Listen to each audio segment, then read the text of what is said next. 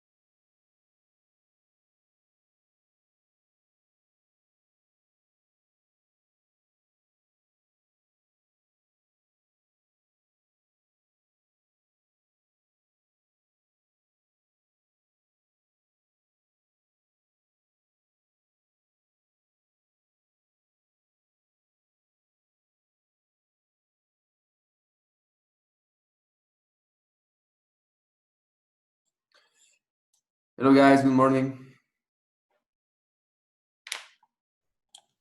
Hello, good morning, everybody. How are you? Good morning. Good morning, teacher.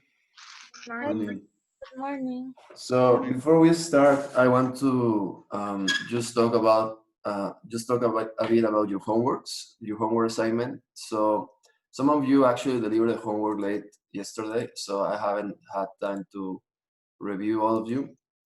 There are a few. I have a few comments regarding. I mean, first of all, I made a mistake with the dates.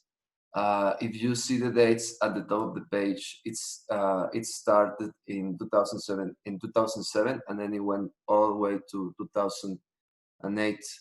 And the case information is from 2006 to 2007. I saw. I mean, one of you actually wrote me a remind asking me that, and I told that person to just change the dates to 2006 to 2007, so it will be the same as in the case.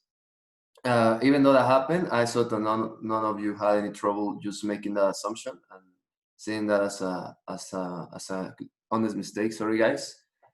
Please change that for your final presentation, and also for all the following homeworks you will be uploading to Canvas. All right. Now, the second thing has to do with investment, and that's one thing we're gonna see today. I mentioned to you guys in the last class that there was a month where, in the case, it was stated that the Fernando, the business owner, was planning to do an investment on assets. You know, like to change all the furniture and equipment inside the restaurant, like a renovation. It was 200,000 pesos, and it was registered already on the balance sheet, on the projected balance sheet. And I saw, like, well, I have seen just like half of the homeworks, and none of those homeworks actually register the information for that capital investment. So that's something we're going to review today. We're going to talk about capex, capital expenditure. We're going to see depreciation, and I expect you guys to change that in your homework so you can have that as an analysis in your final presentation of the case. Before I continue, do you have any questions about what I just said? No, No, you did identify the investment, or none of you guys saw that in the balance sheet, in the change on assets. I only noticed the change in accumulated depreciation. Okay, yeah, the accumulated depreciation changed in one. I mean, it was the same, and then it changed, and it changed because of the investment. But I didn't check the one of The assets. Well, it is inside the furniture and restaurant equipment line inside the balance sheet. Teacher, could you show us in the screen, please? It's just that I'm really confused. Oh, don't worry, of course I will. So you guys had this, all right? You have the income statement. You change, as I told you, please change this to 2006 and 2008, just to have the same data as in the same date data as in the case. And if you go down, you will see that you start with $750,000 pesos. I'm sorry, in investment for the furniture and restaurant equipment. And inside the case, there is a part. There is a part in the case where it says that Fernando is thinking.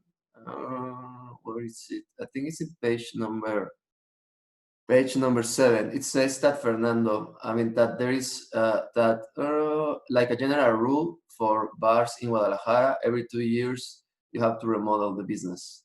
So it says he has like an estimation of a modest renovation for 100,000 pesos, and a really profound one in 200,000 pesos. So in the projection, you can see that you're starting 750,000 pesos for that equipment and restaurant, for furniture and restaurant equipment. And then here in August, September, and October, you see the increase on assets for 750,000 to 150,000, and then to 950,000, and it stays the same.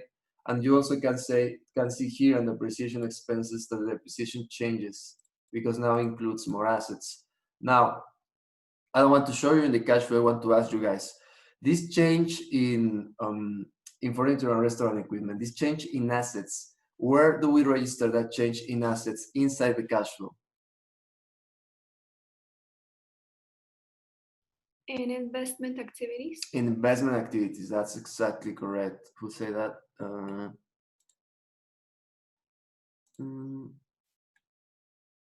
I'm sorry, I didn't see who said that. Carla. Carla, thank you, Carla. In investment activities, you put it here,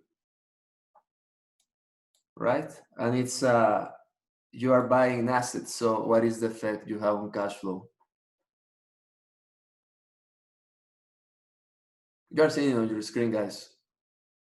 You're decreasing. You're decreasing your cash flow, exactly, because now you are investing. So that's something that is called capex. We want to review it today. Just change that in your Excel spreadsheet, please, because you do need to include the capital expenditure as inside the cash flow and also for the analysis.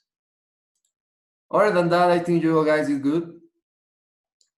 Because I mean it was pretty straightforward, and now I want to say, well, that's all the like the general comments I have for the homework case scenario. I think you guys are doing a terrific job, and I just want to say this: these two previous classes have been mostly about accounting and building a cash flow, and today is the last class about accounting. Following classes will be about valuation and business decision for investment. I mean, for an investment perspective decision inside a business.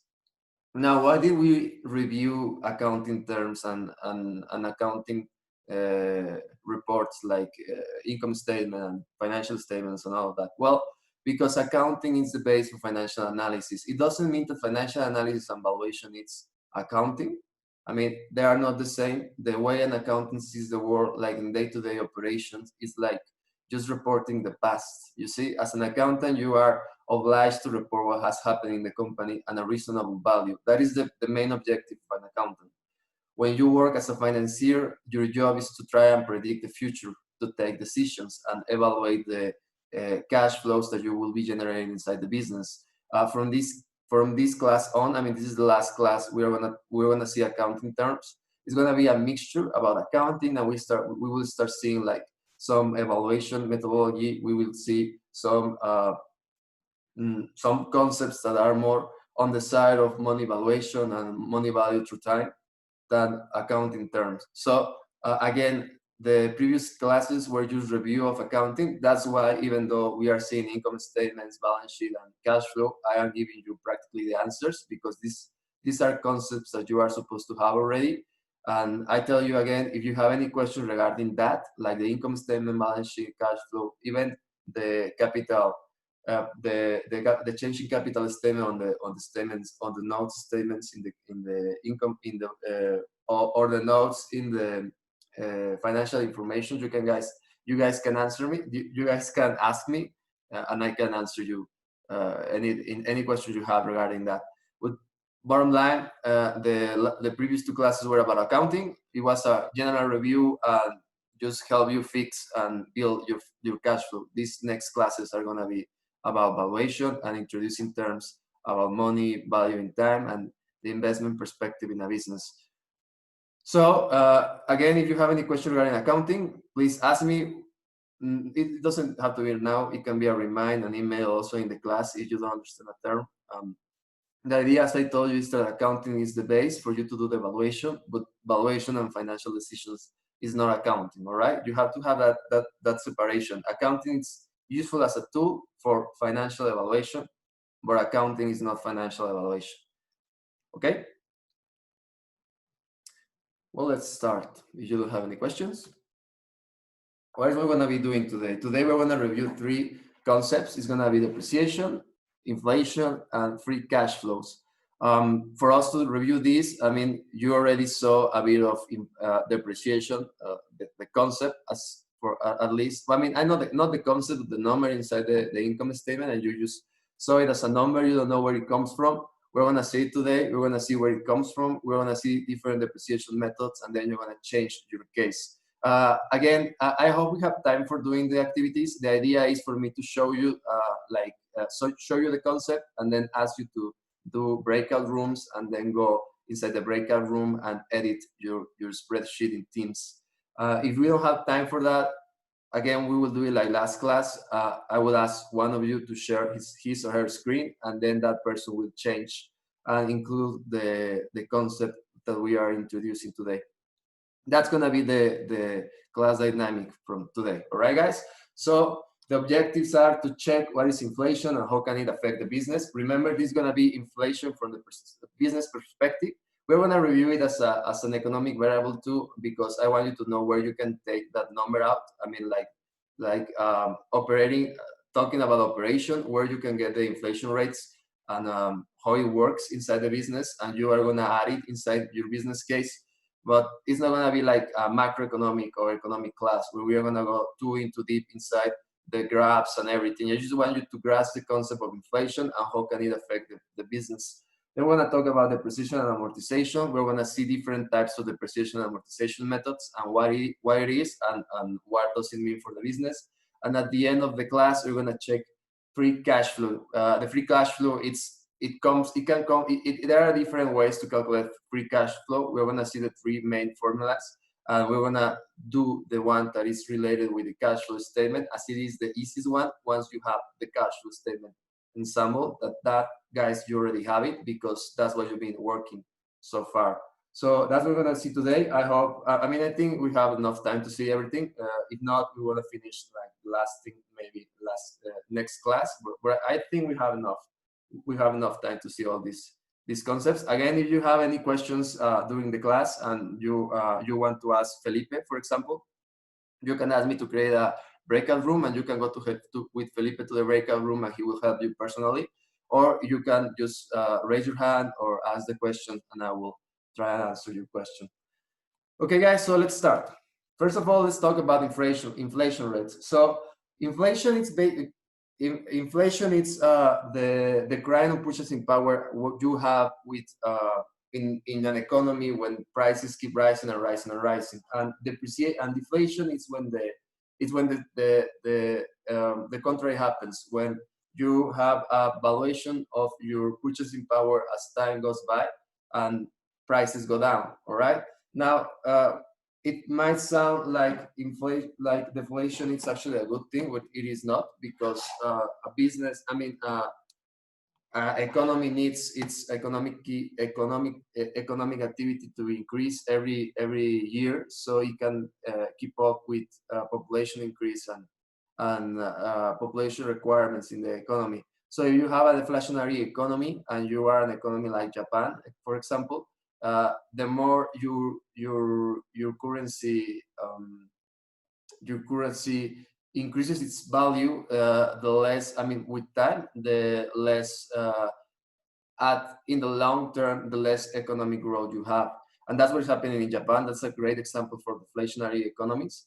And so you can see that deflation is not a good thing for an economy. And then you have inflationary economies, where the price of money decreases over time, like really, really rapidly, and people lose their savings and they cannot buy and keep up with things. And two great examples of this, I mean, for economic perspective, because it's more an open economy, I would say that a great example of an inflationary economy, it's Argentina, where each year the inflation rate goes up, up, up, and up. And again, it's not a good thing to have an inflationary economy, and it affects the purchasing power of people.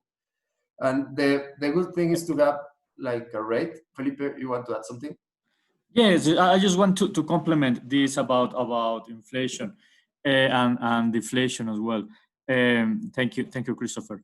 First, as Christopher already told you, maybe we can imagine that inflation is something bad. Okay, maybe we have that idea, and if you ask your parents, they lived in the 90s and in the 80s, and we have bad memories about inflation. And of course, if I tell you that prices are going up, we can have that in mind. But I mean, the bad thing is not inflation by itself. The bad thing is an inflation out of control. I mean, extremely high inflation, as Christopher told you. For example, in Argentina, or in Mexico in different times. The example that I always give is that inflation for the economy is like cholesterol for the body. I mean, we need cholesterol to be alive. A person with zero cholesterol in the blood is dead. Okay, but the problem is when we have an excess of cholesterol. It's the same. The problem is when we have an excess of inflation. But a little inflation is actually good. I mean, when we have inflation, the economy is moving forward. When we have the opposite, when we have deflation, the consequence is that we are going to have unemployment. So if you have to make a decision, what do you prefer? To have a slight increase of the prices, or do you rather have unemployment? Everybody is going to choose inflation. Okay, unemployment is worse. So the thing is that in the past, the governments always were looking forward to avoid unemployment, and in that pursuit, they create an inflation out of control. So that is why we have that memory. But keeping inflation low, that will be the best policy, but positive inflation, but low. Now, the thing about deflation is that if you take a look to the data of prices, the level of prices in Mexico or in any country, it is very normal that you see some periods of negative values, but that doesn't mean deflation, because prices are going up and down, and sometimes they have adjustments. Okay, that doesn't mean deflation. Deflation is when that reducing in prices is constant. Okay, if you see for example, if you take a look to the inflation in Mexico in this year, 2020, you are going to see a negative increase of prices in March and April. Okay, March and April when COVID lockdown start. But that doesn't mean deflation. Deflation will be if we have negative prices in a year, for example, or in 2 quarters. 2 quarters is normally the measure for economic variables to see if something is constant or not in 2 consecutive quarters. But if we have in 2 months, that is not deflation. That is only an adjustment meaning that something happened. Okay, but okay, that will be the idea. So inflation is normal, and we live with that. So we have to consider that in our analysis.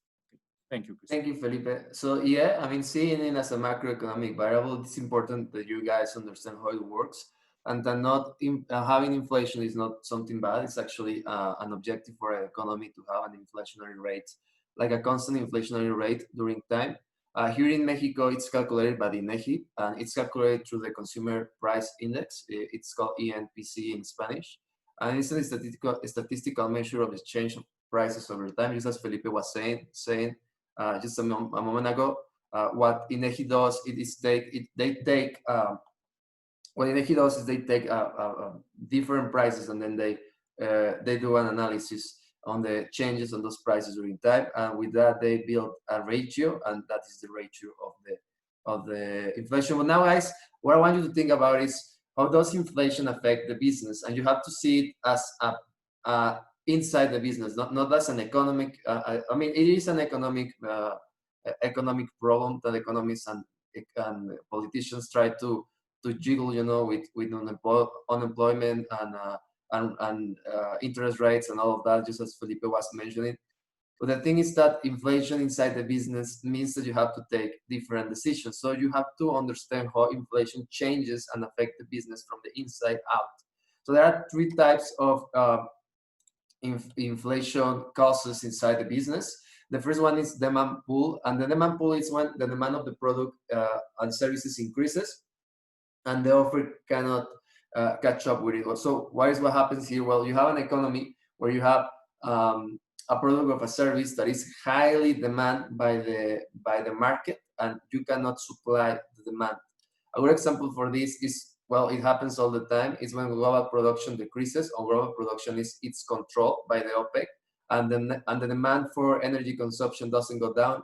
In fact, it increases, and the consumption of that good will be oil, increasing over time, it actually increases the prices. And as the price is increasing by the demand of the product inside the market, well, it increases inflation. So inside the company, what you will do, that will happen to you, is that you start increasing prices because you want to keep up with demand. And what happens? Well, what happens here is that people start coming to your business and they start asking more and more and more what you are producing. And what you think is, well, there is a lot of money here. It's pretty clear that people want my service or my product. So what I'm gonna do is increase my price. So you end up increasing your price. That happens in a general way in the economy, and then you have a demand pull inflation. So remember, the effect inside the business is that you start noticing that people want your product or your service even more and more and more and more, and so you increase your price as a result. That will be the demand pull cost. The next one will be the cost push. That is, I mean, if the other one is if you have like a rubber band, the first one is you push the rubber band. The other one will be, I mean, the first one will be someone pulls your rubber band. You know, the demand pulls your rubber band. In this one is you gotta push in your rubber band out. What are those? Well, what happens here is that increases in production prices end up increasing the consumer price. So an example of this, it happens a lot, it's increases in labor costs by external factors. You have an increase in labor costs by maybe new laws or union demands, and now what you end up doing is you end up trespassing the price, the cost increase to the price to the final consumer. And that happens a lot with labor costs, but also can happen with raw materials. As increasing prices for raw materials happen in your business, inside your business, then you have to decide when to increase when to increase and how much to increase your price to keep up with the increase on your costs. So this has to do with a cost analysis, and the cost analysis is I am expecting my cost to increase this rate, so I will increase my prices at this rate. Again, these are external factors that end up affecting your business, but the main idea is that you can identify them inside the business, and you can say, okay, this is increasing my cost, and I need to increase my prices. And the last one is a built-in inflation cost, and that is a combination of push demand and of cost push and demand pull. That is where prices in the market keep increasing by external factors and also in the long run, and they increase by both increases in cost and increases in demand. An example will be, for example, this happens in an inflationary economy. When you have an inflationary economy, prices keep increasing, so you have external factors that increase the prices, and then you have to respond to that price increase by maybe increasing the labor cost inside your business, because you have to keep paying people more, or even maybe the government just issues a new law saying, as prices are increasing inside the country, we are gonna have all business in the country to increase the minimum wage. So that's a bad idea, because instead of helping decrease inflation or control inflation, what that ends up generating is that the prices keep wrapping up, because now you have a price increase by demand, and now you have also combined with a price increase by costs. Because you have to, I mean, if you increase your labor costs so people can buy and keep their purchasing power up, well, you end up having less profits, so you are going to increase your prices more and more, and it's just like a vicious cycle where prices keep increasing, the government keeps telling you to increase your labor costs, so you increase your prices more to pay for the labor cost, and inflation just goes rampant without control. So those are the three causes of inflation. Inside the business, you have to identify them as external forces in demand. The demand of your product or services it's increasing without you doing anything, so you increase your price. The other one is you have cost increase. That is the most common when you do projections. You assume a cost increase inside your fixed costs, and as you are assuming that cost increase, what ends up happening is that you increase your prices also, because, well, you are expecting your cost to increase. And the last one is the worst one, is when you have both. When the demand is increasing a lot, it's not always good when demand is increasing, like generally inside an economy. I mean, you have demand increasing only for your service and your product, then congratulations, you are in a really blue ocean business and you can have a really huge profits in that business. Where you have like general increase on demand inside an economy, and then you have also a general increase in your labor cost and also some of your maybe raw materials because you are making imports for that product you are producing. Well, then you have a problem because you are in an inflationary economy. So a as a business as a business as a business specialist, business professional, doesn't matter if you are a financier, an accountant, or you decide another business field. As long as you are a business professional, you need to identify and know that inflation can affect the business valuation and the projection you have. It's always a good idea to include some type of inflation inside your projection. It's not only it's not it shouldn't be just like include inflation just per se. I mean, the idea for you is to include inflation inside your projection, but it's with a reason. You are increasing your prices because this or this, and not only just because. So those will be the three causes of inflation inside your business. Inflation rate is calculated, as I told you, by INEGI. INEGI does what INEGI does is they take like a survey of products and services, what is called as the basic products, basic basket of products and services. They analyze that over time, as Justus Felipe said, that they take like uh, uh, they do an analysis of all year. They don't. What I'm trying to say here is that it's not a short-term analysis; it's a long-term analysis of changes in prices in that basic product and services basket. And what that gives INEGI, it's a rate, and with that rate, what it gives a prices rate, and with that rate, this formula is just a change in that rate of prices they make. It's based 100. So when you see the in MPC, it's based 100 rate. So you have 100, 101, 102, 103, each month, and this is the change between those rates that actually is used as a calculation for inflation.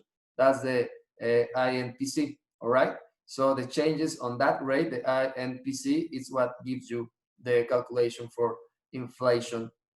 Now, how does inflation is reflected inside the business as uh, in the financial statements? Well, as we were saying at the beginning of the lecture, inflation affects the purchasing power. And what is the thing that you use to purchase something? Well, that will be money, right? Would be pesos. So I say that as dollar here, but imagine it says actual pesos and constant pesos. All right.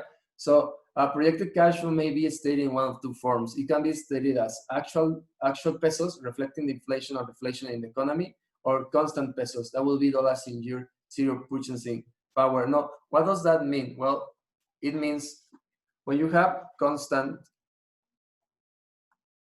Let's see what is the difference between constant pesos and actual pesos.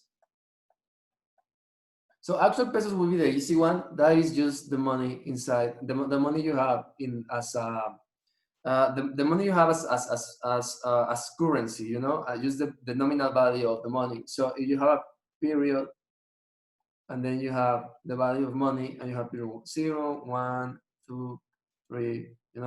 Well, the actual pesos will be always just saying that you have 100 pesos each period. Well, the actual pesos will be always 100. All right. That will be the nominal value of the currency, nominal.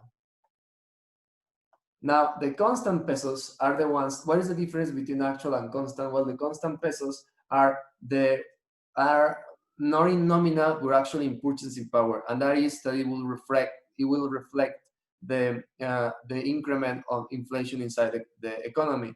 So, how do you see that as currency in the financial statement? Well, you will see an inflationary effect. Let's see, for example, that you have, let's say, a 5%, that's high inflation actually. Let's say you have a 5% inflationary rate, accumulated inflationary rate each year.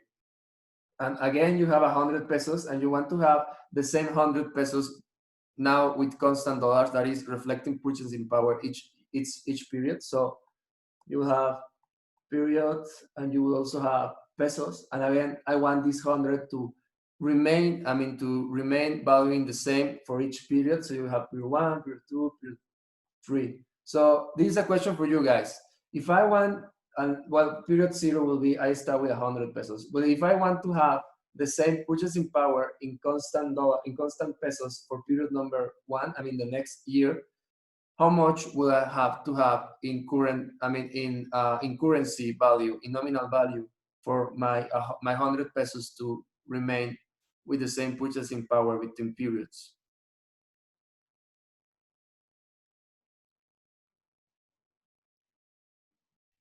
$105. Mande? What? I'm sorry. 105. 105, exactly. And how did you get to that conclusion? You just add You just add inflation to the current 5%, price. right? I mean, this one, 5%. But now here comes an idea that it's that we are going to start talking about the value of money over time. This is, as we are saying, this accumulated depreciation that will end up being a compound value.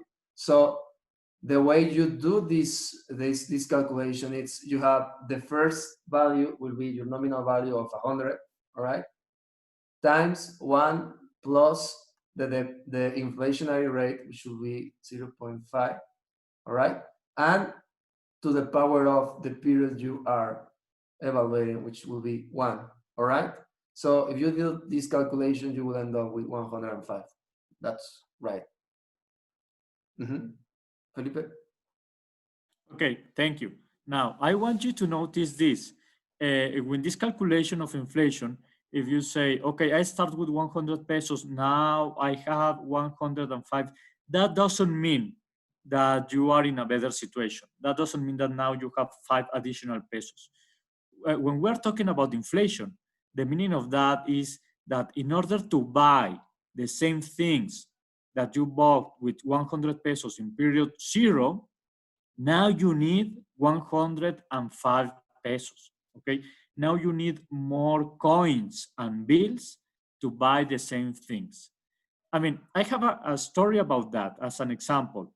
I think that you are going to think that I am too old when I told you that, but while I am telling you this story, I want you to think how much money did you get for your school, for your recess in the school when you were in elementary school, and how many things could you buy with that money, and how many things can you buy with that money today. But I remember when I was a kid, and I want to buy my first pair of Nike sneakers, okay? Now, I was a kid, and in that time, that was a different time than today. Nike sneakers were something special. You know, was like you couldn't find them everywhere. Uh, it was before NAFTA, okay? It was before El Tratado de Libre Comercio, so that was something difficult to find.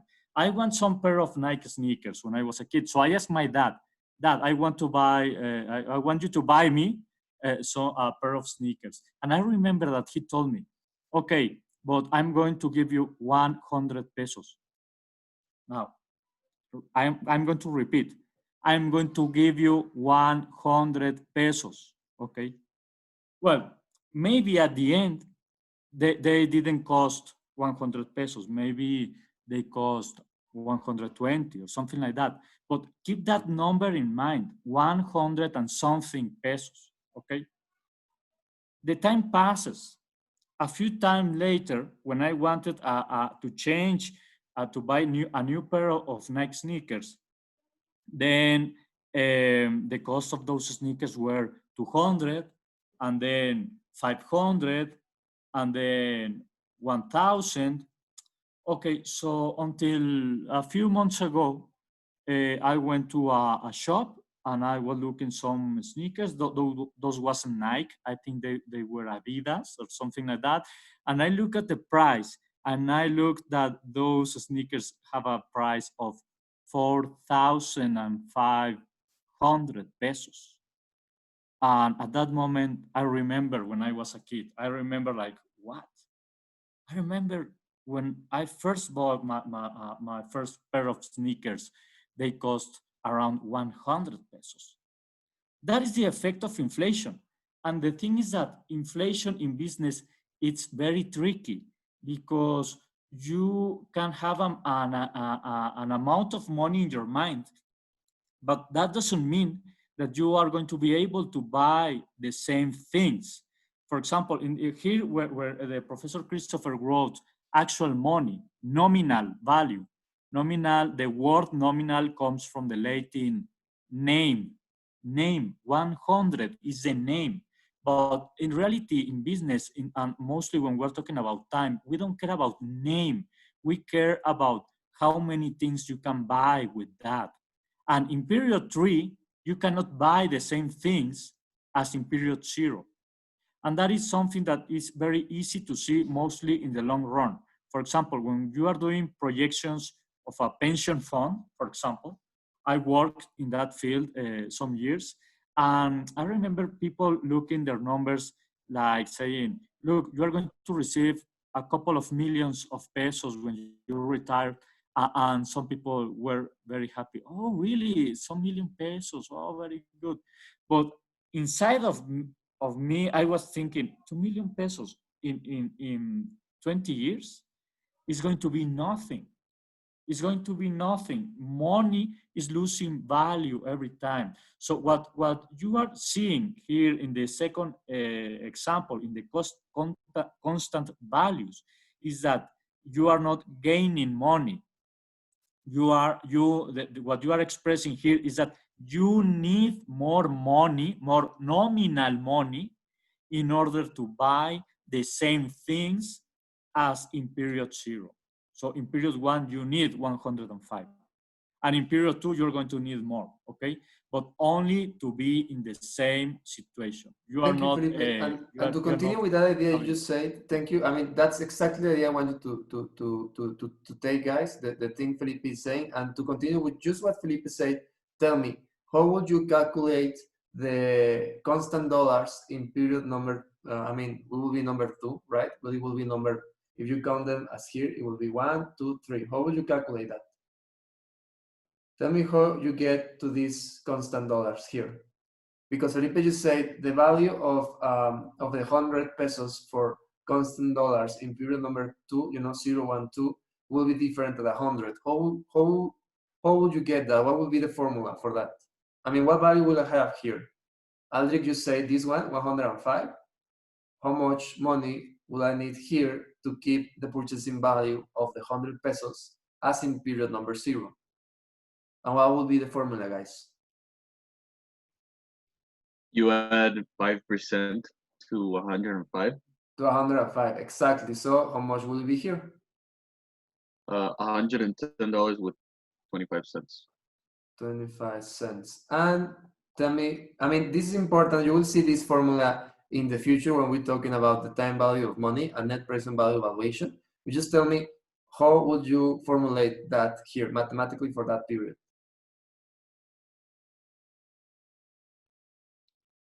Um, 100 times 1 plus 0.05 to the second. To the power 2, exactly. Because what you're doing here is that you are compounding the interest, this one, you are multiplying by itself. So you are adding the inflation value here to the 5 pesos. Now you have the 5% accumulator will be 5 pesos here, 5 pesos here. That will be the 10 pesos. And then you have the 5% of the 5 pesos here. That will be 25 cents inside the constant value. And you can see what Felipe was just talking about. You see the increase of value of money here to keep the purchasing power. And thank you very much, Felipe, what you say. It's exactly the main idea, the idea you need to have when you're doing a project business valuation. Inflation does affect the business, and you need to reflect it as constant dollars inside the model. And just to finish this, how much money will you have in period number 3, and what will be the formula?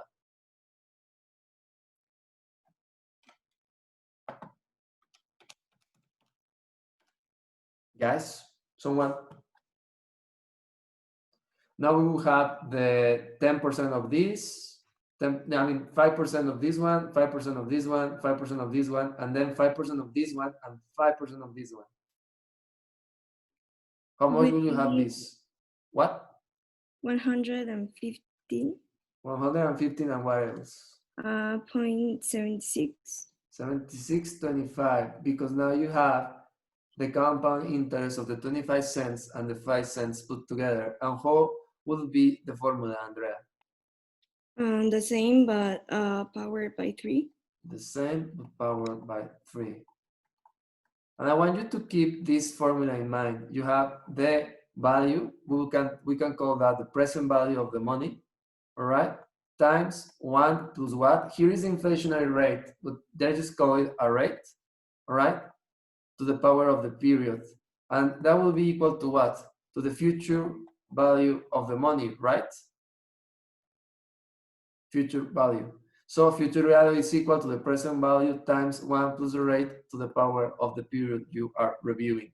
And while we are reviewing this formula now, we will see it more deeply when we see time value of money and money valuation in the net present value analysis. The main idea here is that you need to add inflation when you are changing periods. These will be years, you know, year 0, year 1, year 2, or your valuation.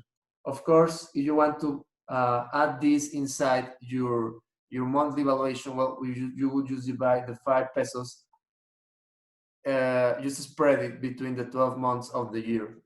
That's what you would need to do for your business case, actually. Anyway, it's clear, right? What is constant and what is actual value. When we're talking about interest rate, and that is one of the reasons we are not including interest rate here, because we will take the interest rate out of the evaluation, because interest rate actually plays an important role inside evaluation when you are dealing with inflation. Felipe was just telling you about an example of evaluating pension funds, and he was saying, well, 2 million pesos is not going to be a lot of money in 20 years. The reason of that is because the inflation-free interest rate, compound interest, those pensions will have, I mean, seeing the inflation, accumulated inflation, might be higher than the accumulated compound interest that the pension funds are offering today. Maybe not higher than that. I think I'm exaggerating because Mexico hasn't had an inflationary economy like in 30 years. What Felipe was describing you before NAFTA and what happened with his sneakers, that increase in prices he saw, it's something that happened in Mexico. Like before NAFTA in the 80s and 70s, that was really common. Now, not so much. Mexico is more an boarding economy now. Inflation is more constant, and that's actually good for business and for business decision. And also for us, for saving. So anyway, the important thing here is that you need to put the constant dollar element inside the evaluation. And let me reiterate. Okay, only one last thing, Christopher. About that, about the constant of inflation. Keep in mind, that can be tricky. I mean, if you are doing a projection of a couple of years, of 3 years perhaps, maybe you can forget about inflation and nothing severe is going to happen. But in the long run, this effect of compound interest make the things greater than they look.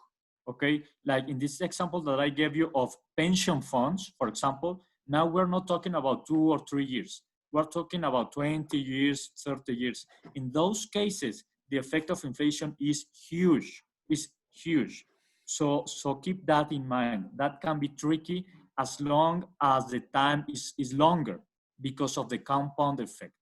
Okay, so in the long term, maybe you can forget about inflation, in the short term, but in the long term, it's always necessarily, even when it seems to be low. Thank you. Yeah, it's an important element of your valuation. Actually, when we are seeing income statement and general financial statements, I told you something at the beginning of this course. I told you that when I work in the U.S. doing financial statement consolidation and valuation, I used to struggle with the numbers reported by our Ecuador branch. Even though Ecuador it's a dollarized economy, and you will think that inflation there is controlled, and it is in the general idea as a macroeconomic value, but inside the expenses reported in the income statements, there is always an inflationary effect because prices do increase. I mean, that's what happened to me when I was reconciling. You know, the changes on prices will affect me. But let's think about an economy. You will imagine that it doesn't have inflation, you know, that is just a regular bland economy. let's talk about the United States. I mean, the United States, inside the income statements we were reporting, we will see like a huge increase in rent prices, and rent prices will end up increasing or labor costs. I mean, I'm sorry, or general expenses costs, because as we were a service company, one of our biggest expense will be labor and rent for the offices where people were working. So and we'll see like each year maybe an increase, not on the inflation rate that was reported by the Bureau of Labor in the United States, but it was like inflationary changes inside the rent prices of maybe 10-25%, and which is like really dumb excuses from the landlord. What I'm trying to say to tell you here, guys, is that inflation is always present in the business numbers and also has to be present in the evaluation, as just Felipe just rightly stated. Mostly when you are doing a long-term valuation, because inflation mostly and more of in Latin America will always be playing a huge part. Now, there is a difference between including inflation inside the numbers of your business as constant dollars and having to recognize the effect of inflation inside the financial statements. Those are two different things. That's an if that norms how you recognize the effect on inflation, and that only happens when you are inside a recognized inflationary economy.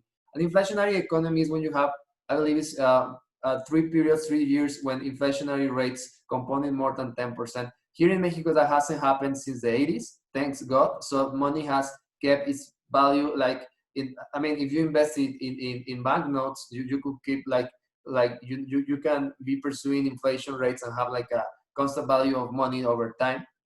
And that has happened in Mexico since the 90s after the signing of NAFTA. And so we haven't had to register inflationary effects here in Mexico since I think 1992, something like that. Inflationary effects in financial statement hasn't happened in Mexico. But in other countries, it does. I mean, in Argentina, Venezuela, those countries, Colombia, for example, also, I remember seeing one year an inflationary effect in the income statement because they have really susceptible inflationary economies. And again, I'm not saying that Colombia, for example, it's a crazy country with inflationary rates. No, I'm talking about the income statement and financial analysis and the effect of inflation inside the numbers of a business. And what I'm trying to say here, guys, is that you need to recognize that effect on your financial statements and when you are doing the valuation, and more of if you are doing a long-term valuation, just as Felipe was saying it. So for evaluation purposes, you need to include inflation as a cost increase for non-raw materials subject to abroad inflation changes. More important, when you are doing like a simple valuation, that's the case we are doing, you have to include inflation in the fixed cost. At least in the fixed cost, you have to assume that your fixed cost will increase with at least the inflationary rate. So you can discount that in your income statement and also in your cash flow analysis. Now, I thought it would be actually interesting to see how inflation is calculated in Mexico.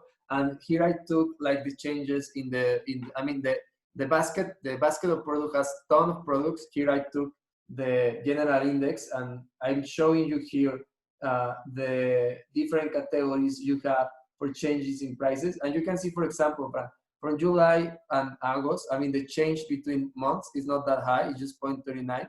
And you can see, I mean, if you look for it, the higher increases are here in clothes and also here in food and here on of furniture and electric appliances. And if you go from December 2019 to this date, you have also you even have inflation in some places, in some of the prices here for the basket of goods. And if you go from year to year inflation now, I mean from month to month in a 12-year period, that will be from August 2019 to August 2020. You have like huge increases, for example, here on prices in food, beverage, and tobacco. And you also have an increase here and more than 10%. And why am I indicating this? Well, because in Mexico, the inflationary rate goal is 3% plus minus 1 percentage point. So a 4% inflation or change in prices is acceptable. 4 point something is something that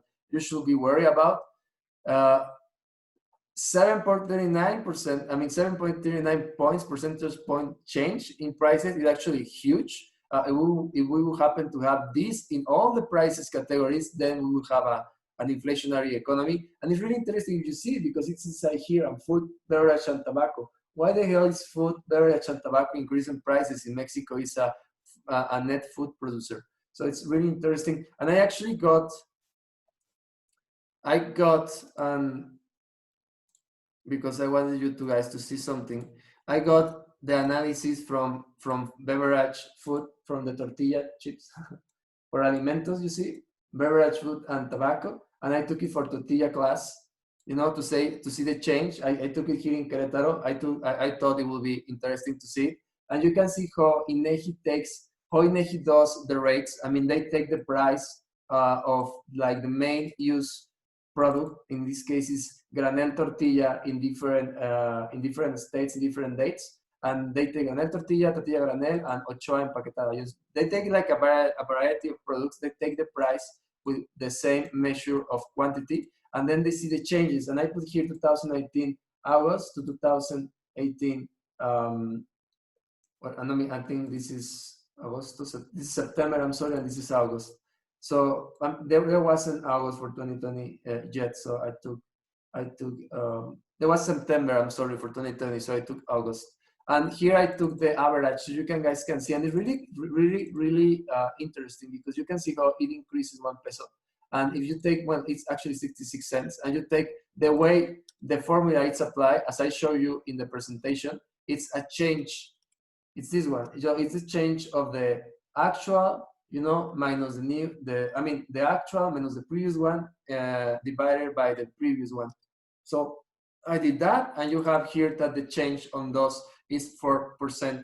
So that would be like the inflation rate between years for tortilla chips. For tortillas, that will be 4%. And it's really interesting if you want to do an analysis, if you are into data science, to analyze the data for inflation rate. I mean, INEGI, it's a really useful and full database. So I thought it would be interesting for you guys to see it. If you want to see more, you can go to this URL, and you will see this web page. And in this web page, you can actually select like the economical variable you want to see. I mean, I went to tools, and then I went to I went to tools to get the price of tortilla chip change over time. I went to tools, and then I went to consulta de precios promedio, and there you have all the information you want. If you want to download, you can do it if you want. Anyway, so let's start the activity. I'm gonna do breakout rooms, and you will have 10 minutes to complete the activity. And what is the activity? Well, the activity is that you open your business case, your beer station case, and I want you to add inflation inside the fixed expenses of the income statement. All right? If you did as I told you, and as I and Felipe told you last class, you actually formulated everything. So it should be only for you to change a formula, and all the new period after the change in inflation should change. If you didn't do that, well, it's gonna take you a little bit more time. So the idea, as I told you at the beginning, is I'm gonna do the breakout rooms. You wanna have 10 minutes to do this change. I mean, I think it's plenty of time, and I will be visiting. I mean, going inside some of the breakout rooms, so you can ask me questions in case you have any questions. Please try and participate. One of you has to share his or her screen to show the other ones what you are doing. The idea here is that we participate. All right. So here we go. And let's see, how about 5 participants per room? Bueno, Christopher, aprovecho, me despido. Mucho éxito a todos. luego, Nos Felipe, vemos en la thank you. próxima clase. Bye. Gracias, prof. Entonces, proof. Buen día. So go to your breakout rooms.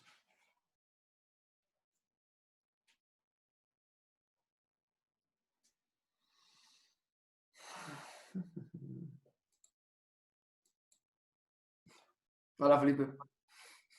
Hola, no me he ido, nada más me salí de la sala. A ver, déjame ver aquí cómo me salgo. Pero bueno, nos vemos. Hasta luego.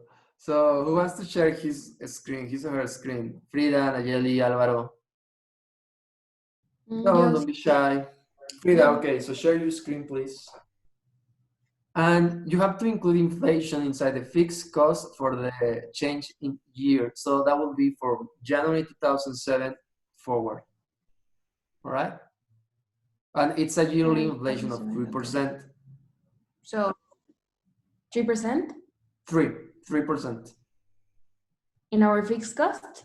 in only your fixed cost. Yeah, that's what we're gonna do, like increase of inflation. At least you have to do that when you do our evaluation. At least in the fixed cost, you include an increment in prices. So identify your Teacher- fixed costs. No, it's because you said that the depreciation expenses change on a year, and I don't know until this moment or when. Well, they change from. I mean, you can see in down there. We will review the depreciation just in maybe 30 minutes, because the next topic is depreciation. So don't worry about it. I will show you where it changed, and it's also part of the activity for you to change your depreciation analysis. Well, right now, I want you to focus on inflation rates, please. Okay. So don't worry. We will review depreciation. We are going to see depreciation. We're going to see it. What time is it? It's like 8, right? Yeah, like maybe at 8:30 we will see depreciation. Okay. But I want you to check what are the fixed expenses. Please, guys, help Lucero, help Frida. I'm sorry, help Frida. Where do she has to change? What values does he has to change, and what do you need to do to increase depreciation? Inflation. I'm sorry, inflation inside the fixed expense, please. We just have to put the compound interest formula into the fixed costs, right? Exactly. But remember, it's compound by year, so you need to add it only once. Okay? Okay. I see. Okay, guys. Sí, So la clase pasada no vimos. how you guys are doing here? Kind of okay. Where do we have to register? Like Well, in first of all, place? identify what are the fixed expenses. Fixed expenses. And then on the fixed expenses, you have to increment them when the year changes by 3%. And that 3% will be the change in inflation. And again, I'm sorry, the dates I gave you in the spreadsheet I shared with you are wrong. I put 2007 to 2008. You have to put 2006 to 2007. Okay, yeah, That, I will a do really it. a really dumb thing to change, but actually will help you to just keep in line with the case and don't get confused. Anyway, the thing is that when the year changes from 2006 to 2007, you have an increment of prices, and those prices will be only on the fixed costs. All right, so identify your fixed costs and increment them by 3%. Now, the compound thing about inflation is yearly, so do not compound it by months. All right, it's 3% on the year, so you just increase it 3% and just leave it like that all the year. Okay. What do you mean by that? Well, January it increases 3%, and then it keeps the same until the next year. Don't okay. increase it 3% January and then compound it to February 3% and March 3%. That will be a mistake. You will have a compound interest of 3 times 12. I was Right? actually going to divide it by month. No, because the increase will be year, and it's compound, so it's 3% in the year. So you have you can have it from January 3%. Boom. Okay. All right. If you do that, it will be compound by the division of 3 between 12. So it's all year 3%. Okay. Okay. Hello. Hi, teacher. I was in team 2, but my internet kicked me out, and I reappear here. You are the one. You decided to share. So no, it's me, teacher. Is you? I also have a doubt. What is the doubt you have? I really don't understand. Like, we have to do inflation in assets. No, it's expenses. You have to change it in the income statement. We were talking about expenses, about the purchasing value of your money. So you need to identify what are your fixed, and I can see you wrote the numbers inside each month. Remember, you have to use formulas, because if you don't use formulas, if you change something in your valuation, you have to change everything manually. So you need to identify what are your fixed expenses, and on your fixed expenses, you need to increase the value of the expense by 3% inflation in the change of year. So in January 2007, you will have an increment on the fixed expenses of 3%, and then you have the price remain on that level for the whole year until the next year will increase another 3% compound. And the fixed expenses are basically like the operating expenses, right? Not all of them. I mean, yeah, they are pretty clear inside the case which one are variable and which one are fixed. I mean, I will help you a bit. The ones that are fixed, I mean, the ones that are variable are percentage of the sales, and the ones that are fixed are not percentage of the sales. So you have to increase only the fixed expenses. And why are we not increasing the variable expenses? Think about it. I will ask it in the main room. Think about it, guys. Why aren't we increasing with inflation the variable expenses, only the fixed expenses? But anyway, change the fixed expenses when the year changes. Okay. Using inflation. I mean, that I don't know if I'm being clear with that. What I'm understanding is that I have to change the fixed expenses by 3%. When? All In what period months. are you going to do that? Like all the months, right? All the months, but like in all the valuation? No, like 3% each one. I don't understand. That's what. Don't worry, it's okay. I mean, what I'm saying is, remember, you are building a valuation, so you need to know. I mean, you need to grasp the concept, and then you need to know where to put it inside the Excel sheet. All right. So Okay. you know you have the concept. You are correct. You need to increase the fixed expense by 3% because you are including inflation in your valuation. Now the question is, where the hell do I put it? All right. Now, as I told you, inflation it's a yearly rate. All right, it's compound by year. So it changes between years, okay? So if it changes between years, where would you have to put it in your valuation? Every year? Every change of year, exactly, Blanca. So where do your year change in your valuation? December. December, exactly. From 2006, the change is the next one. It's in January 2007. Oh, okay. So identify the fixed expense, and then you have one expense in December, and then January it increases by 3%, and it stays the same all the Teacher, year. your microphone Okay. turned off, I think. My microphone turned off? No, I can hear him. Oh. Don't scare me, Alejandro. Let me check. No, it's connected. Okay, so I haven't, someone is asking for my help in breakout room number 4. Remember, the idea is pretty, But are you going to relocate me in the team I was? I don't know why you I mean, it just showed me that you were not in a team. I just put you in the first one I saw. Yeah, the internet kicked me out. I have bad internet. And I was Okay, so what was your team? team 2 with Regina. Well, I will try. I mean, I don't have much control on the breakout rooms. They are random when I create them. So if the next one you are inside this one, I'm sorry. This will be your team. But you were with Regina, right? I will try to change. Cool. Thanks. Hello, guys. Hi, teacher.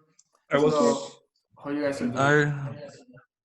Can I talk in Spanish because I think it's go ahead. way easier for me? No, it's okay. I mean, try and speak English. I know I also have like a thick Mexican accent, but I mean, I tell you it for experience. If you practice it just speaking, it doesn't matter you have an accent. It will help you in your professional finance career. Anyway, so tell me. Yeah, but still, it's not about finance, it's about Excel. Yeah, it's Excel. Sí, Okay. o sea, nomás lo que hay que hacer es como insertar bueno, ya como lo hizo Cher aquí, decirles como insertarlo, y ya nomás formular todas las, así como formular entre cada una, poner como un extra, y ya nomás formularlo todo directamente y ya es arrastrarlo. ¿No es más fácil? It is easier. What you need to do is, well, insert the formula there. And as I told you, try always to make your calculations in Excel spreadsheet with formulas. Do try to avoid just writing the number, because if you do that, when you have changes like this one, then you have to remove the entire workbook. So yes, do that change, but don't do it below it, because then you will have like a mixture of numbers. And when you do your maybe analysis, you have to again redo everything because you will have mixed numbers. Like the current and then the change below. No, what I think it's better for you is just have the rate here and change it in the number. And what I think I understood incorrectly. I understood that you wanted to add like a new column in between. No, no más sillas. Pero es que el problema es que para cuando se jala la fórmula, no se jala completo. Show me No sé por qué. O sea, todo se cambia igual. Yeah, because you don't have it formulated. And well, first of all, why are you changing sales by inflation? You're changing sales? ¿No dijo que lo pusiéramos con inflación? No, I said fixed expenses. Okay. Sorry, my mistake. Don't worry. Okay, entonces no ocupo hacer nada de eso, sure. No, Perdón. you don't need to do that. Because sales already, well, I want to ask you in the main room, why are we only changing fixed expenses? Anyway, so okay. I hear one of you has a question, so go ahead.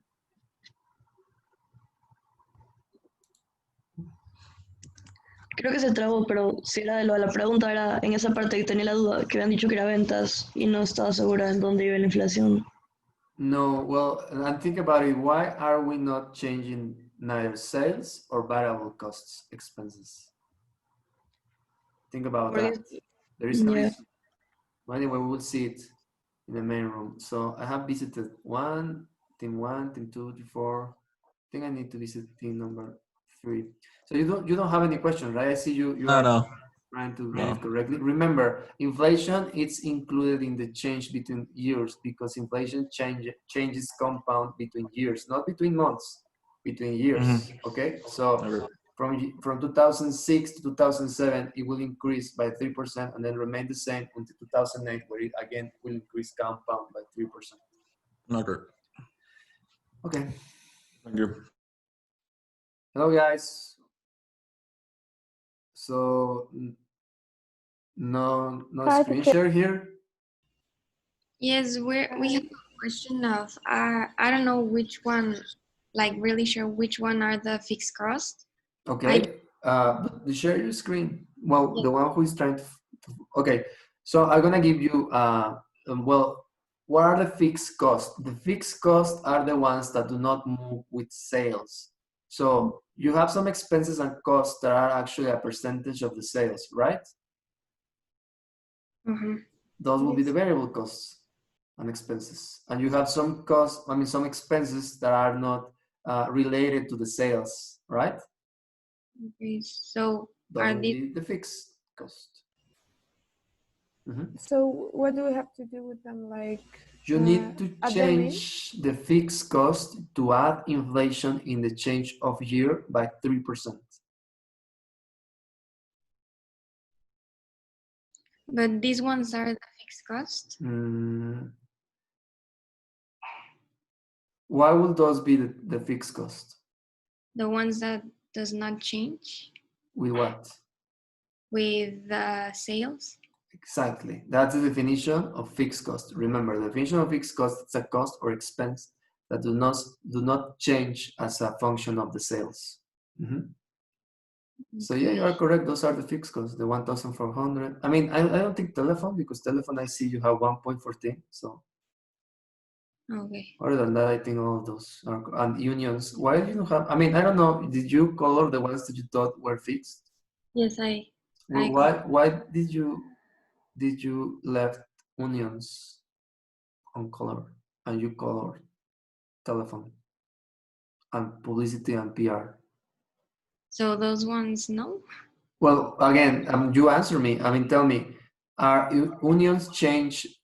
Do unions cost change as a function of the sales? Yes? No. Come on, with security. I know you have it. Well, I would say no, but now I'm not sure. No, you are correct. They are not changing as a function of the sales. They are not a percentage of sales. They are a fixed cost. So they will change as a function of inflation in our analysis. Okay? Okay. So cleaning products, rent and maintenance, counting, unions, licenses, depreciation. Well, depreciation, no. Try we not have to change the position. to What? add them in, like all of them, or we have to do it separately? Separately inside your income statement when the year changes from 2006 to 2007. Okay. Okay. Okay, thank you, teacher. You're welcome. So I think it's been 10 minutes. So we're gonna finish the exercise and go to the main room. Okay. Thank you, teacher.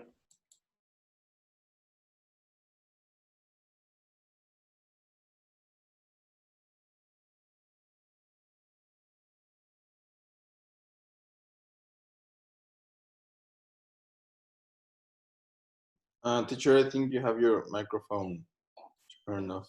Thank you, Andres, for telling me. As I was telling you, we were reviewing inflation. I saw most of you struggling a bit like to understand. I mean, you all understood the concept that inflation, what inflation does, it is an increase of prices. That's basically it. And inside the business, it means an increase on your fixed cost. In the long run, it's more usually seen, where you have to identify it in the fixed cost. Now, I have a question for all of you guys before I show you how you have to do it, because I saw some of you struggling with it. And remember, it is not a class about Excel or something, so I'm just gonna show you how I did it. But before I do it, I'm gonna do two things. First, I want to ask you, who wants to share his or her screen? Like, if you did it, if you think you did it correctly, I want to share with us what you did. Who wants to do that? No one? Someone? No? I don't know if I have it. I don't know if I have it right, but I'll share it. Remember, fortune favors the brave. So yeah, share your screen. I can't. You can't? No, you have to make me like a host or something. Sorry, I will do it. And while I try to make Andrea co-host so she can share her screen, I want you to think and tell me, why are we only changing the fixed cost? Why aren't we changing the variable costs with inflation? Now you can share, Andrea. Now Andrea will show us what she did, and I want you guys to think, why are we only changing the fixed cost? So show us, Andrea, what you did. I first separated the fixed cost from the variable cost. Okay, how you did that? The costs that don't change, I took them as the fixed cost. Don't change with what? Like every month they are exactly the same and they don't depend on your sales. Sales, exactly, perfect. And you did, and then what you did? And then I just multiplied by 1.03 and I extend them throughout the year. Exactly. And when the year is ended, what will happen to that cost? When 2000, it will change again, 3%. And you did that for what? For all the other, right? For all the others. Yeah, for all the other fixed costs. Great. Did you all guys get to the same result? Yes. I think I put different fixed costs. You have different fixed costs. Yes, I mean, because the Andrea, thank you, Andrea. The Andrea definition was correct. All the fixed costs are the costs that do not change in a function of the sales, and those are the ones you will for affect. example, I put telephone, and I thought that she didn't have telephone, so I don't know if that's a cost that changed. Well, telephone is a percentage of the sales. Okay, thank you. So would that make it variable or fixed, Frida? No, yes, sorry, you make it fixed. What? Make it fixed. No. If it Make is a it variable? exactly. If it is a percentage of the sales, it is variable. All right? Yes, right, sure. No, don't worry. It's okay. We are here to learn. Now, the question I just made, why are we only changing fixed costs? Why are we changing or affecting with inflation the variable costs and expenses?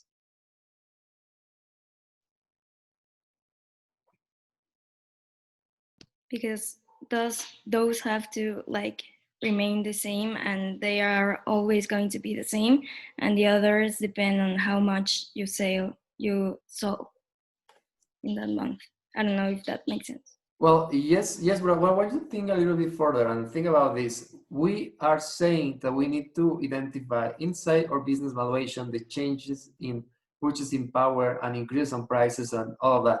And we are changing only the fixed cost. Why aren't we changing why aren't we affecting the variable cost with inflation rate? And remember, we are trying to show the change in prices and purchasing power. I think, I'm not sure, but it's because fixed costs normally include the rent, maintenance, insurance, and salaries, which are costs that are affected by interests or that have an interest. That would be also For an analysis. example, if you get out a loan, they charge you an interest. But they charge you an interest, and it's the same interest over time. That will it kind of will make it fixed, right? It wouldn't change. So my question, Carla, is why aren't we changing with inflation variable costs? Why are we only changing fixed costs? Not sure. Well, I also think about think this. inflation has an effect over the variable costs. What? Because I could say that inflation only has effect on fixed costs, but I believe that it has an effect on both variable and fixed costs. It does have an effect in variable and fixed costs. So why the hell is Christopher, your teacher, don't telling you to change also variable costs with inflation? If it does has an effect in both.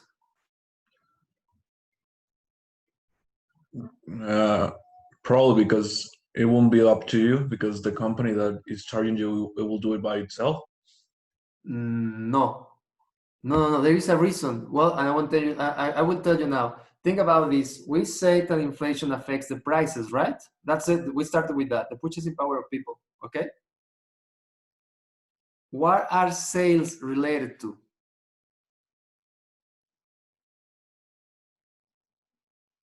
To the customers? To the customers and to what? To customers will be market and what else?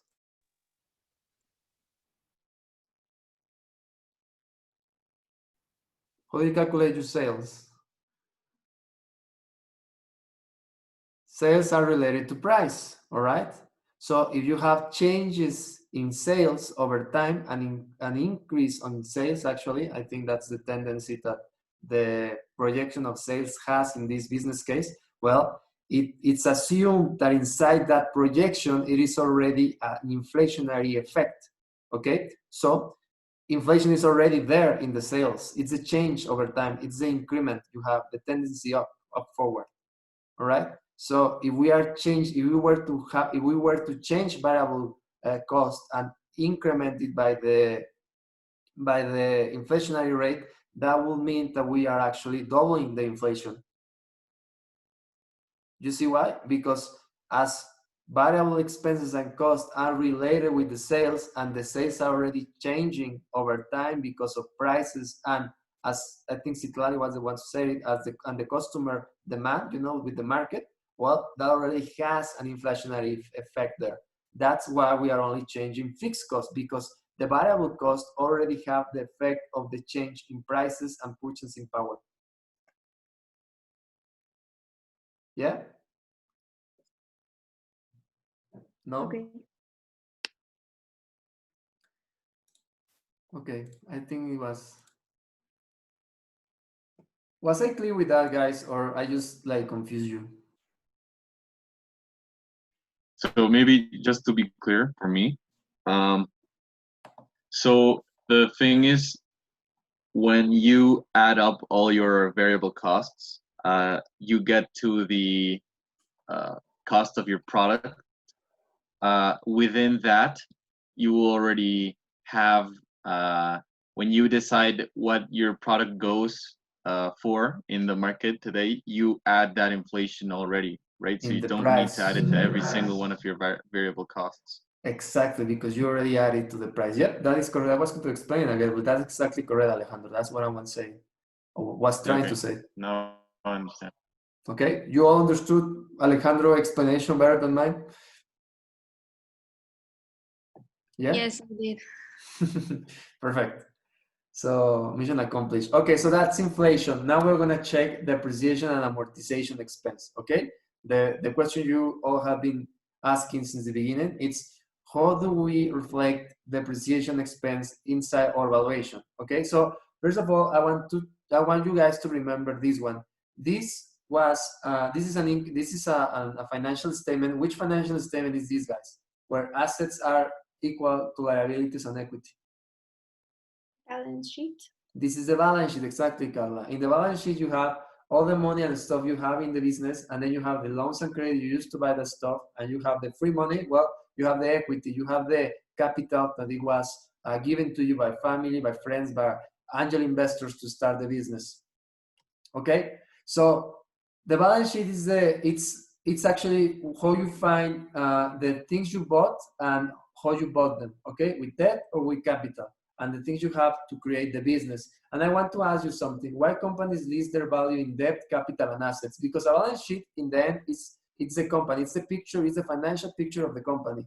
If you want to see what a company is without having to visit the company in facilities, well, you see the balance sheet, and in the balance sheet you will find the value of the assets, the value of the debt, and the value of the equity, and you will have subdivisions of the information. So my question for you guys is, why companies list their value in debt, capital, and assets? Why do we use that formula to register value for a company and build the balance sheet?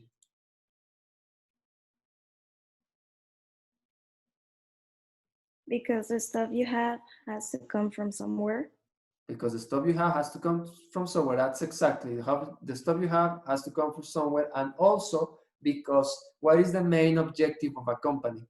The main objective of a company from a financial perspective is to generate cash. And what do you use to generate that cash? Well, you use assets. You buy assets to generate cash. You invest in the assets. So you have the money available for you for investment, and then you have the things you bought with that money.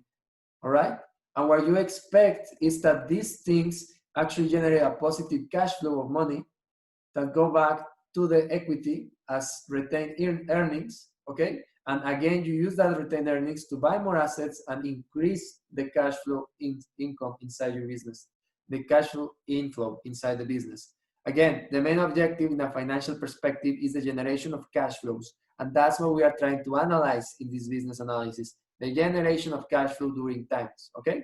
So assets are important because you use assets to you use assets to generate those cash flows, and you use the money from credits and equity to buy those assets, all right? So the cost of the credit and the equity has to be superior to the internal rate that the assets generate as cash flow.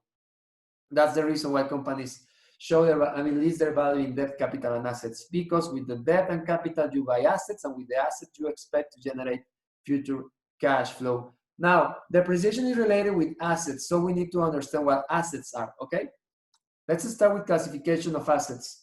You have three classification of assets. You have classification of assets by convertibility, by physical existence, and by usage. Convertibility is the ability you have of assets to turn them into cash. So the more cash convertible an asset is, the higher it is in the classification. The first one you have as cash convertible, of course, is cash. That will be the money you have in the bank statement. And then you have cash equivalents. Cash equivalents would be like investment in banknotes, CETES, stuff like that.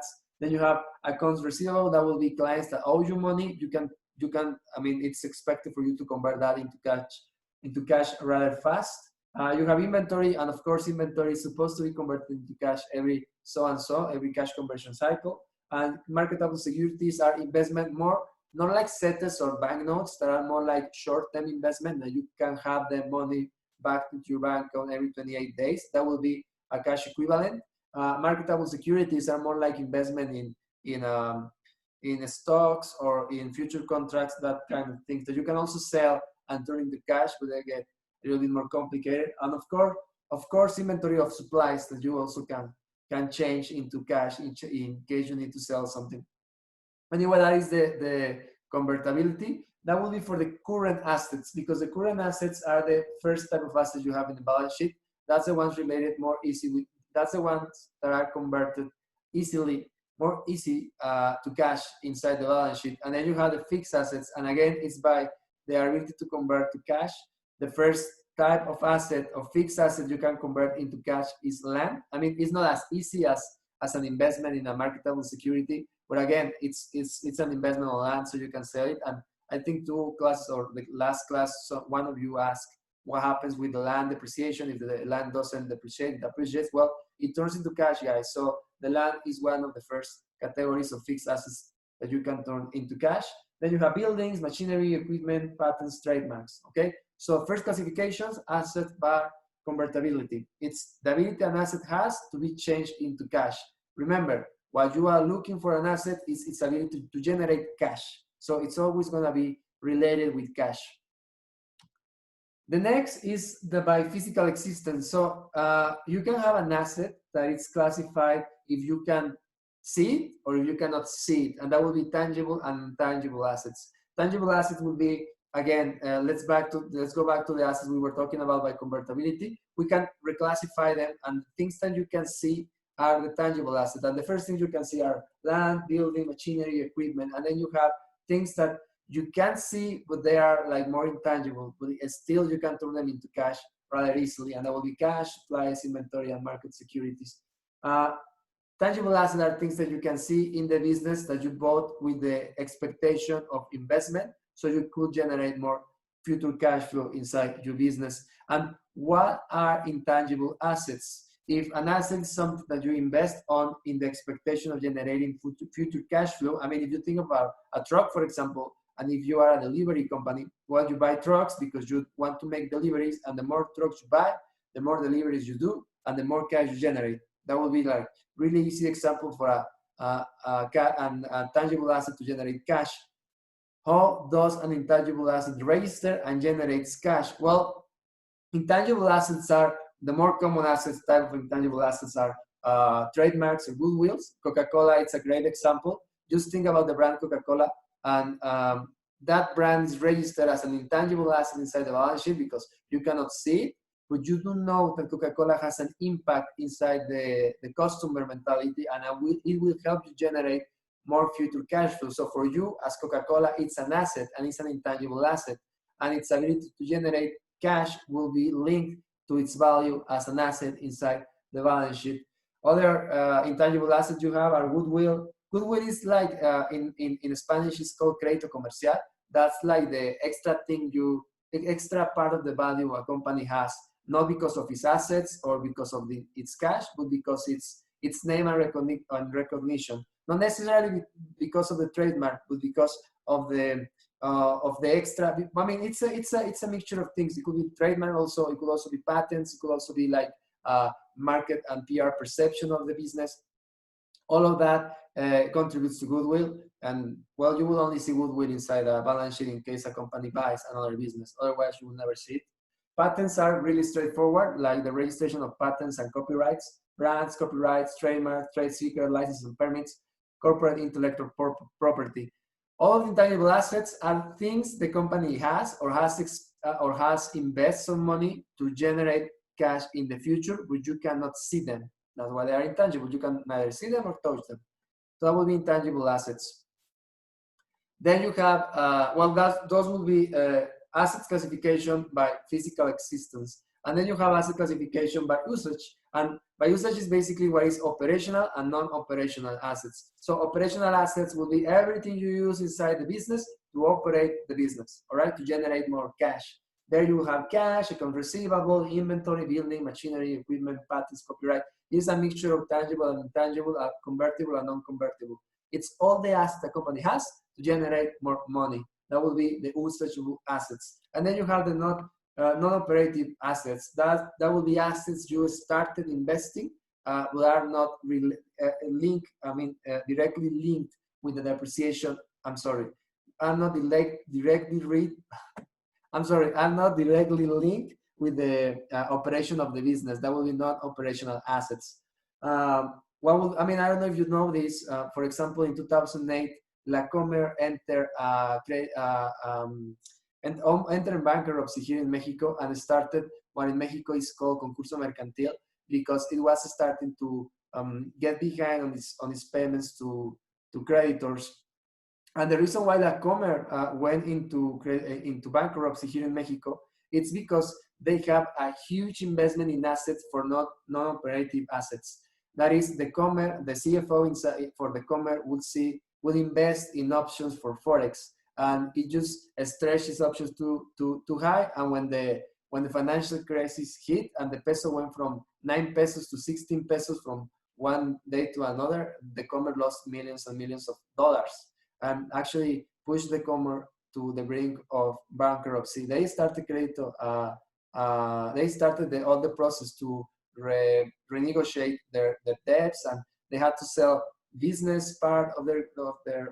I mean, they had to sell a lot of parts of their business. That's the reason why Soriana has Julio Regalado, when maybe 20 years, maybe 10 years ago, it was part of La Comer, because La Comer had to sell a lot of its assets, trademarks, and also stores for them to recover from that hit. And the reason why they got hit like that is because, as I told you, they had like a huge part of their assets invested in non-operative assets here in marketable securities, Forex options. So that can happen in a business also. Yeah, you can have investment in assets that are not related with the company's operation.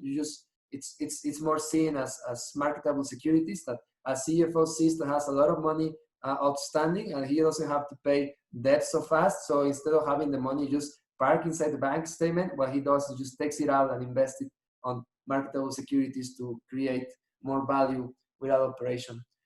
So anyway, that will be the classification of assets. Why I am telling you this? Well, because you need to understand assets as a financial perspective, and that will be assets are a way for a company to generate cash flow. So you have cash assets, you have current assets and you have non-current assets. And what is the main difference now when we go in, when we dive deep into this, leaving a bit the classification behind, like the general, the detailed classification I just told you.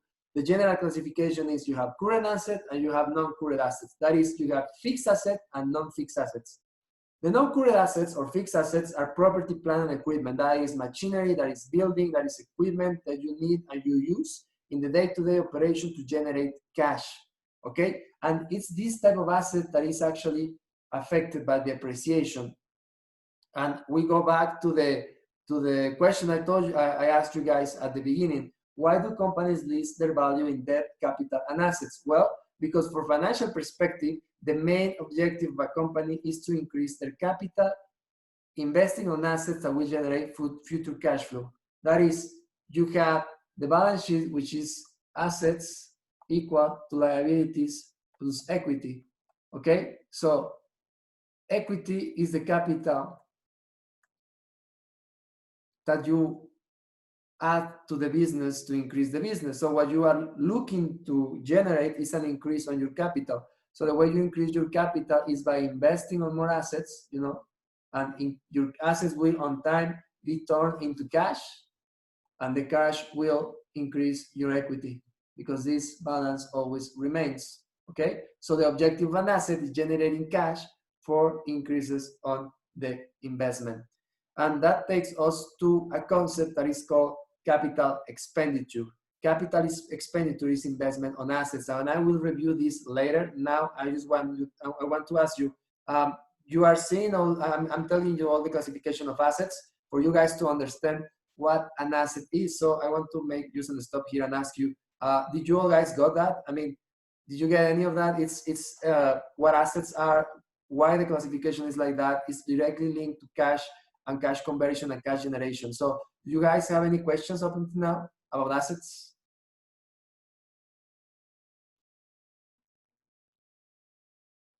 No?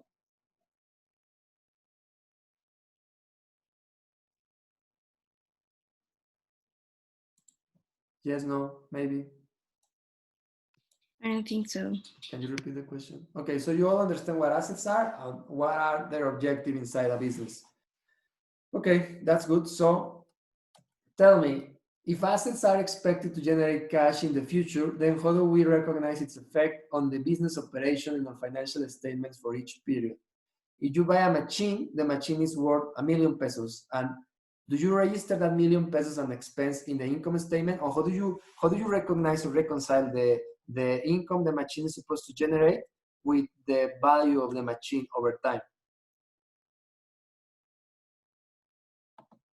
If you buy a machine that is worth 1 million pesos and you expect the machine to last you 10 years, and you expect that with that machine you will generate 10, I don't know, 20,000, 200,000, whatever pesos over time, how do you register this value inside your financial statements? How do we take this value You divide the value of the machine over time. You divide the value of the machine over time. Exactly. What you need to do is reconcile. You still have to say, okay, this machine is supposed to generate me a certain amount of cash over time. Now, I don't know how much time. What I do know is that I will have the machine at my disposal for 10 years. So I will use it to generate cash for 10 years. So as just Alejandro stated, you need to divide it in the years that you will be using the machine to generate that cash. It's clear for everyone what Alejandro said? Yeah, okay. Yes. So that process of dividing the value of the machine in the years you have it or in the usage you're gonna give to the machine, it's called depreciation and amortization. What is the difference between depreciation and amortization? Well, depreciation is related with fixed tangible assets and amortization is with fixed intangible assets, okay? This will be for trademarks, for copyrights, for software, for example, okay? All of these are assets that you expect them to generate cash flow in the future. They have an usual and determined useful life. They are intangible. You cannot see them, so you amortize them. And you have fixed assets. That will be drugs, machinery, whatever, everything you can touch, that will be depreciated over time. So the exercise of taking the value of an asset and then assigning it to a period over time of its useful life, it's called depreciation and amortization. And the difference between depreciation and amortization is that depreciation is to fixed assets and fixed tangible assets, and amortization is for fixed intangible assets. Okay? Yes, teacher. Okay. So, why do we apply depreciation to? Well, buildings, office furniture, machinery, equipment, vehicles. In the case, we are depreciating or amortizing.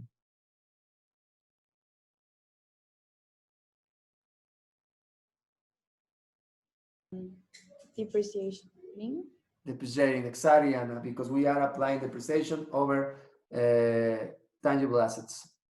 And amortization, again, is for patents, trademarks, goodwill, process copyrights, initial cost of issuing bonds to raise capital, organizational initial cost, that is the investment you do at the beginning of the business. They are all things that you cannot see, but you know that you invest money on them and they will last a certain amount of time over the period of the useful life.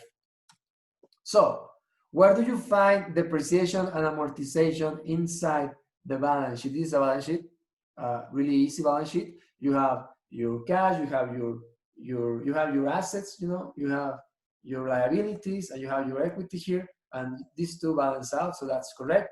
Now, where will we find the depreciation? We'll find it accumulated here in the balance sheet. Right now, we don't have anything, so the value of our assets has to recognize a certain value of depreciation over time.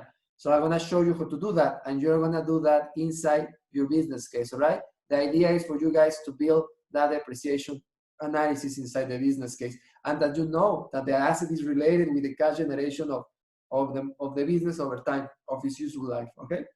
So assume that the useful life of those assets, the value of the assets were what?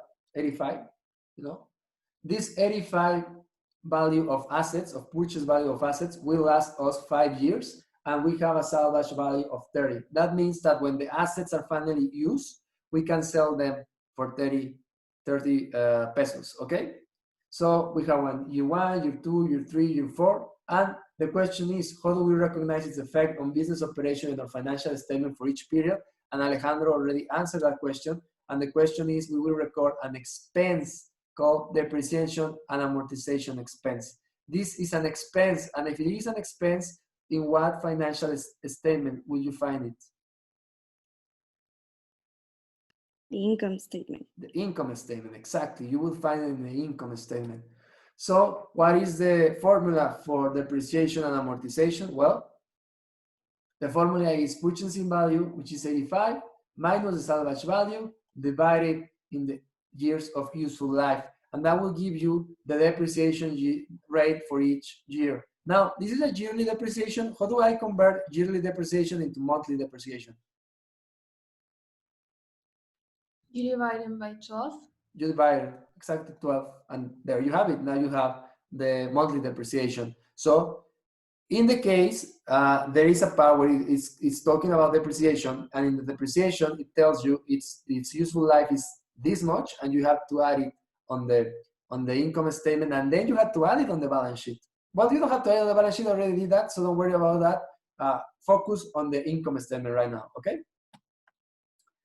But I will explain how I added it on the balance sheet, okay? You need to add it on the income statement. The way I added it is that, well, you have the purchase value, minus the depreciation and amortization expense, and then you have the close balance for the period inside the balance sheet. This is balance sheet, not income statement. So in year one, you have 85 pesos minus 11. Now you have 74 pesos, okay? Year two, you have this one going now as the next period value of the assets, and again you have 11 pesos as depreciation.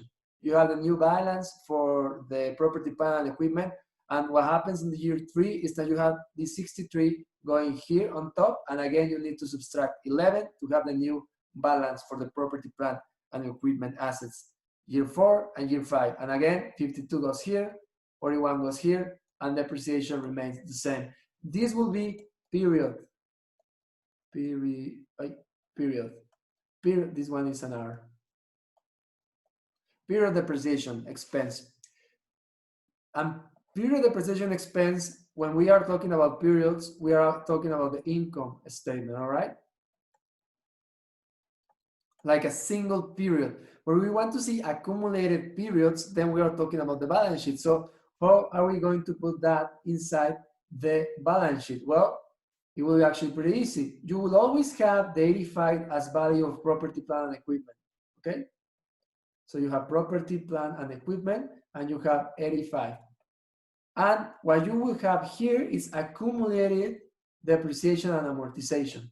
And the first year it's 11, and then you have your total assets, and that will be 74. Now, if we are talking here about accumulation, yeah? Okay, so just help me out here. How would you show in the year number 2 the accumulated value of the assets?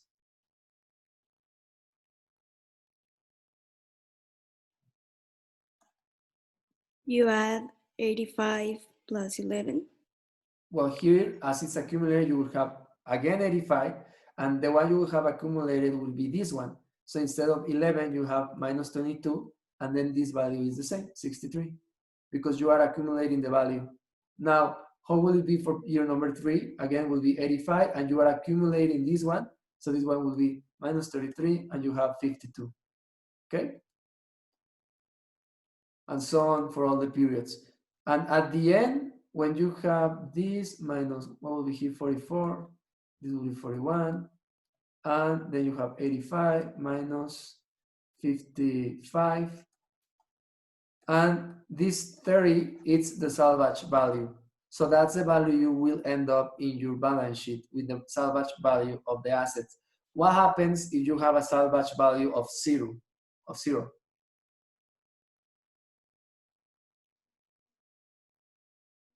Someone? No one? What happens if I have a salvage value of 0, Andrea? Or no, better yet, Aldrich? I don't know. Well, the thing I did in in the income statement. I just divided without having a salvage value, but I wasn't sure. And what happens with the asset at the end of its useful life when you have a salvage value of 0? I believe it's no longer usable. Like It doesn't have a cannot value. sell it. I mean, you can use it maybe, but in a financial analysis, it will not have a value, a valuable. I mean, you are correct. For financial perspective, it will not longer be useful. Thank you, Aldrich. You're welcome. Okay, so let's see how we put that inside the balance sheet. So it goes here. Example, in year 1, you have your income statement and you have your sales. Oops, forget this. This is a mistake. You have your sales, you have your cost of sales, you have your gross income. Then you go to your expenses, and bang, you have your depreciation and amortization expense. Okay, so this 11 affects your net income, but also affects your accumulated depreciation. As if this is year number 1, it's period number 1, then the accumulated depreciation is only 11. And again, if you add this up, this will be 85. Now you are adding the loss of value of the assets. So now what will happen in year 2? Well, in year 2 again, because this is period, for each period income statement, you have your sales, you have your cost, expenses, and boom, you have again your 11 pesos as depreciation expense. And I want you to tell me how that expense, depreciation expense, will be shown in the balance sheet. With an 11 or a 22? 22. 22, exactly, because it's accumulated depreciation from the previous month. And the current month, it's accumulated 2 11s, so now it's 22. Okay, so for the income statement, the depreciation and amortization is for each period, and for the balance sheet, the depreciation and amortization is in an accumulative fashion. Okay, so next part of the class is to show you guys what are the different methods of depreciation and amortization. But right now it's 8:53, so we will check those methods next class. Okay, there is no homework for this class. Don't worry. The homework will be actually in the homework will be for Friday to the next week. Okay, guys. We will end class here. I will update today's class as the recording. I will not yet upload, I'm sorry, the presentation as the presentation is incomplete. I will upload the full presentation next class, and there is no homework, so you don't have to review anything. Do you have any questions? No, teacher. No? Okay, so we'll leave it here. All right, guys? Okay. Thank you, teacher. Okay. Thank Bye-bye. you. You're Thank you, welcome. Thank you, teacher. Thank you. Thank you very much, teacher. Have a nice day.